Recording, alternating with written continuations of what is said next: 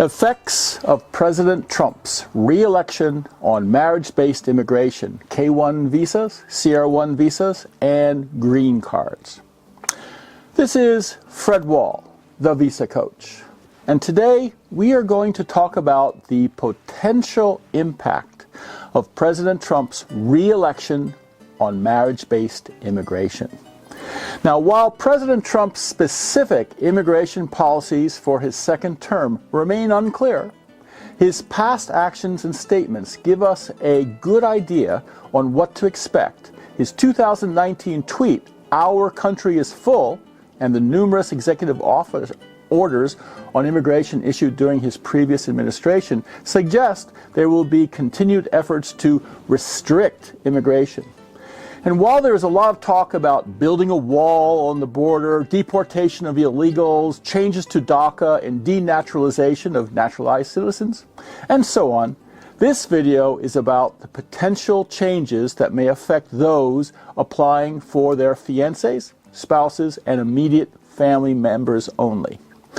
I am Fred Wahl, the Visa Coach, and I personally work with you preparing for you the forms and documents needed to bring your loved ones home to the USA. And unlike those common second-rate services that abandon you once your application has been submitted, I remain with you providing support throughout this complicated immigration journey.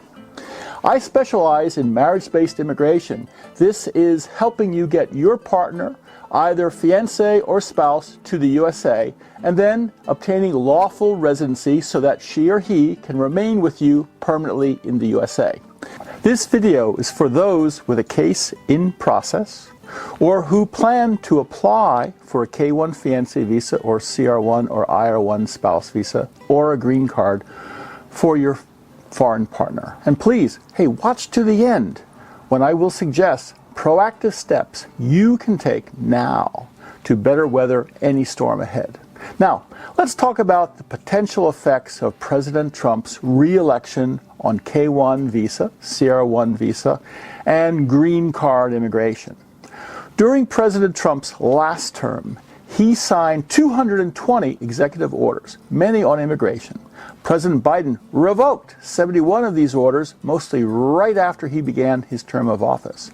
I expect that most of immigration executive orders that President Trump had issued and which were revoked are now being dusted off, rewritten in a way to make them less likely to be revoked based on past experience, and ready to be reissued soon after his inauguration on January 20th.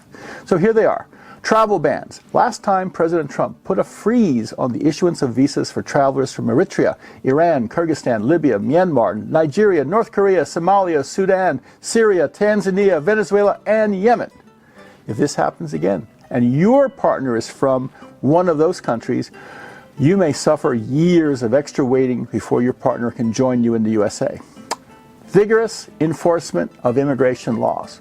President Trump mandated that USCIS vigorously enforce and administer administration laws. Take no shortcuts.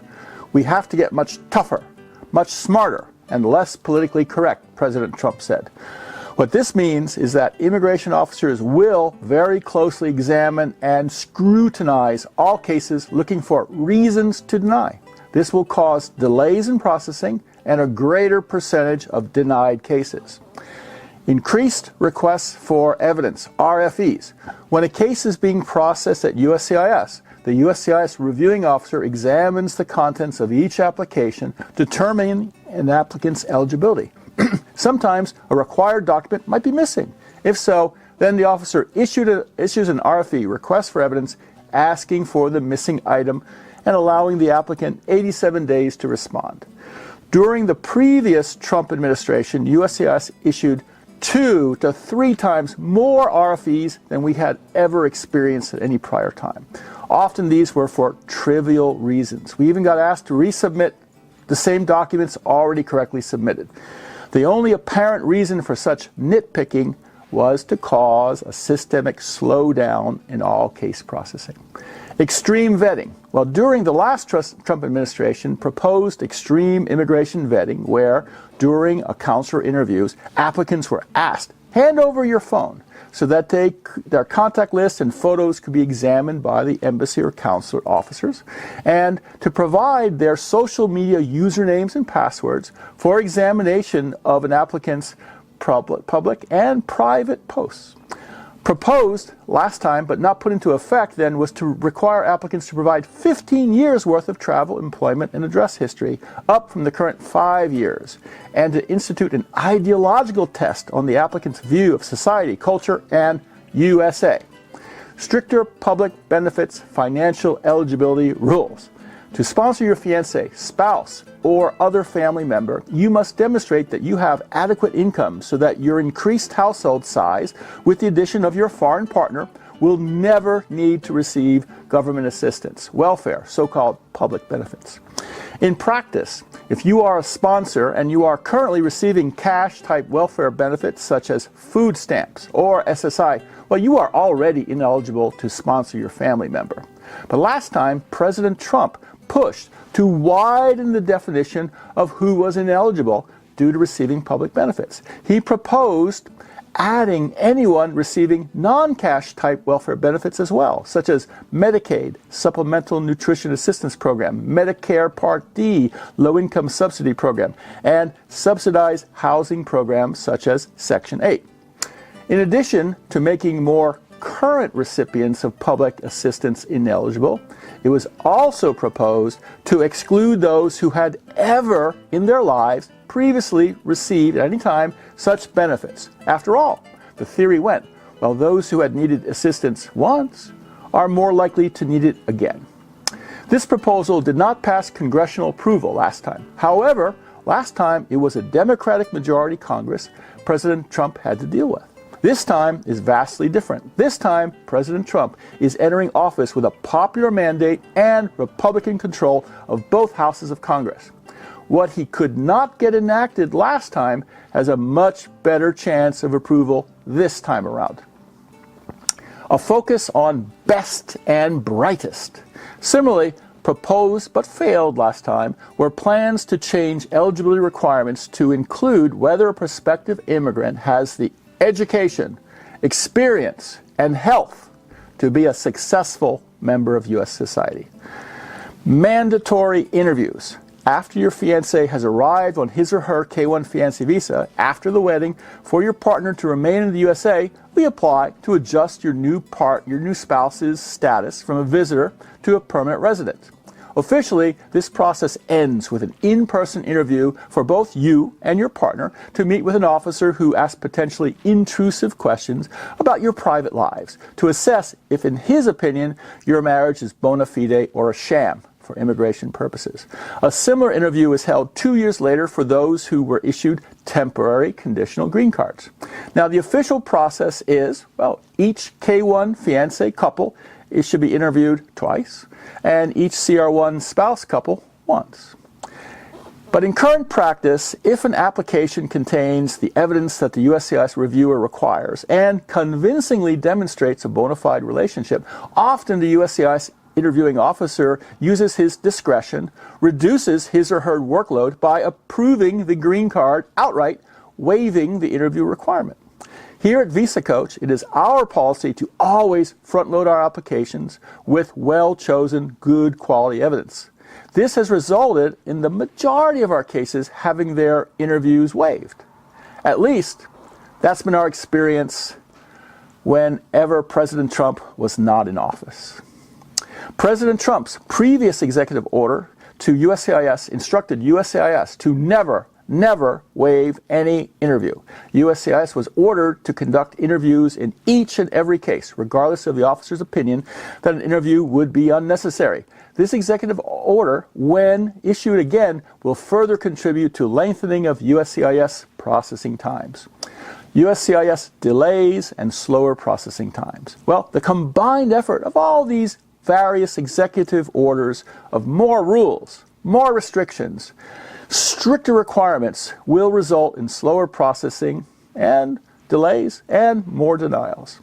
Higher eligibility standard for U.S. citizenship. Well, during the last Trump administration, the civics test that a prospective citizen must pass was revised to a more rigorous exam additional questions were added, and a higher passing score required. This stricter requirement was revoked by the then Democratic Congress. Expect this order to be returned and the application process to become a U.S. citizen to become more difficult. Restrictions on family-based immigration. Now, this is a very troubling proposal. It is to reduce who a U.S. citizen is allowed to sponsor to immigrate to the USA. Today, the U.S. citizen is allowed to sponsor his or her spouse and children, and also parents and siblings. The proposal being considered is to remove parents and siblings from the eligibility list. If issued, no longer can a U.S. citizen apply to bring his or her mother, father, brother, or sister to immigrate to the USA. Stricter financial eligibility requirements.